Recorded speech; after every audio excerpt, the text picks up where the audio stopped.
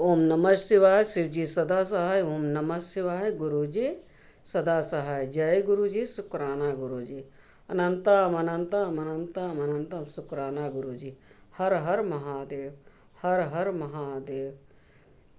जय भोलेनाथ बाबा के। जो शिव पुराण पढ़ने में भूल चूक होगी माफ़ करना प्रभु, माफ़ करना भोलेनाथ बाबा।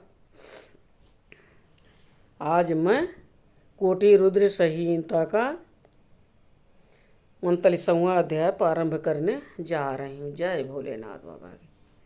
शिवरात्रि व्रत के उद्यापन की विधि।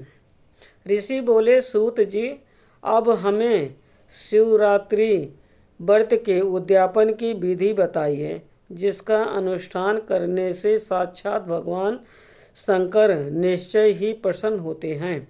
सूत जी ने कहा, ऋषियों, तुम लोग भक्ति भाव से आदर पूर्वक शिवरात्रि के उद्यापन की विधि सुनो, जिसका अनुष्ठान करने से वो व्रत अवश्य ही पूर्ण फल देने वाला होता है। लगातार 14 वर्षों तक शिवरात्रि के शुभ व्रत का पालन करना चाहिए।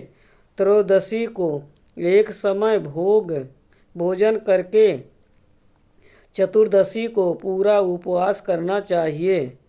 शिवरात्रि के दिन नित्य कर्म संपन्न करके शिवालय में जाकर विधि पूर्वक शिव का पूजन करें। तत्पश्चात वहाँ यत्न पूर्वक एक दिव्य मंडल बनवाएं, जो तीनों लोकों में गौरी तिलक नाम से प्रसिद्ध है। उसके मध्य भाग में दिव्य लिंग तो भद्र मंडल की रचना करें, अथवा मंडल के भीतर सर्व तो भद्र मंडल का निर्माण करें। वहाँ प्रजापत्य नामक कलशों की स्थापना करनी चाहिए। वह शुभ कलश वस्त्र, फल और दक्षिणा के साथ होने चाहिए। उन सबको मंडप के पर्व भाग में यत्नपूर्वक स्थापित करें। मंडप के मध्य भाग में एक सोने का अथवा दूसरी धातु, तांबे आदि का बना हुआ कलश स्थापित करें। व्रती पुरुष उस कलश पर पार्वती सहित शिव की स्वर्णमयी प्रतिमा बनाकर रखें। वो प्रतिमा एक पल तोले अथवा आधे पल सोने की होनी चाहिए, या जैसी अपनी शक्ति हो उसके अनुसार प्रतिमा बनवा लें।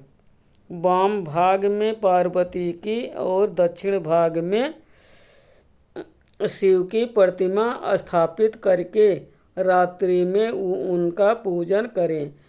आलस्य छोड़कर पूजन का काम करना चाहिए। उस कार्य में 4 ऋतुजों के साथ एक पवित्र आचार्य का वर्णन करें और उन सब की आज्ञा लेकर भक्ति पूर्वक शिव की पूजा करें। रात को प्रत्येक पहर में पृथक पृथक पूजा करते हुए जागरण करें। व्रती पुरुष भगवत्सल संबंधी कीर्तन, गीत एवं नृत्य आदि के द्वारा सारी रात बिताएं। इस प्रकार विधिवत पूजन पूर्वक भगवान शिव को संतुष्ट करके प्रातः काल पुनः पूजन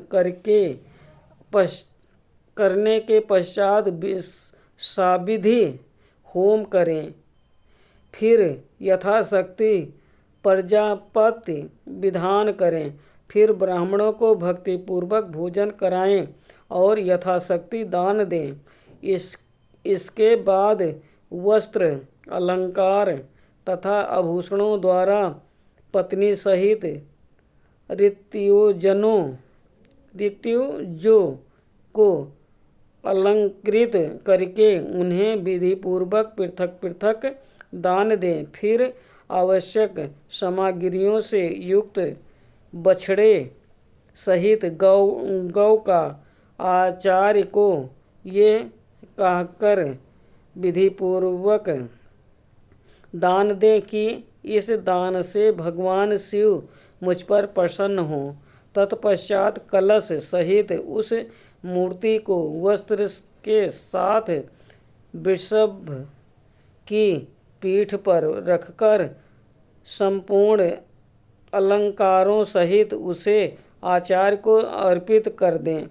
इसके बाद हाथ जोड़कर मस्तक झुका बड़े प्रेम से गदगद वाणी से महाप्रभु महेश्वर देव से प्रार्थना करें।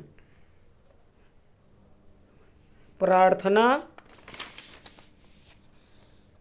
देव महादेव शरणागतम वत्सल देवेश्वर, इस व्रत से संतुष्ट हो आप मेरे ऊपर कृपा कीजिए। शिव शंकर, मैंने भक्ति भाव से इस व्रत का पालन किया है। इसमें जो कमी रह गई हो वो आपके प्रसाद से पूरी हो जाए।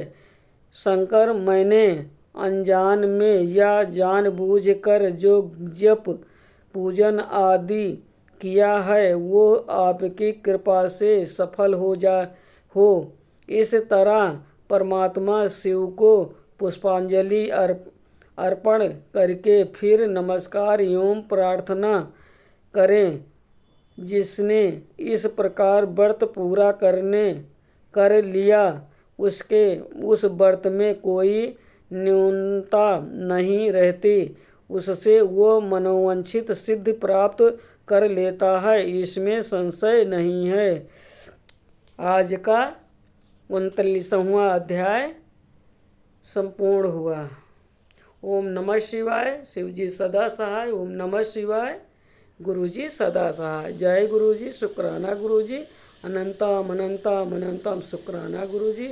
हर हर महादेव। हर हर महादेव। हर हर महादेव। जय भोलेनाथ बाबा की जय। जो शिव पुराण पढ़ने में भूल चूक हुई हो माफ़ करना भोलेनाथ, माफ़ करना।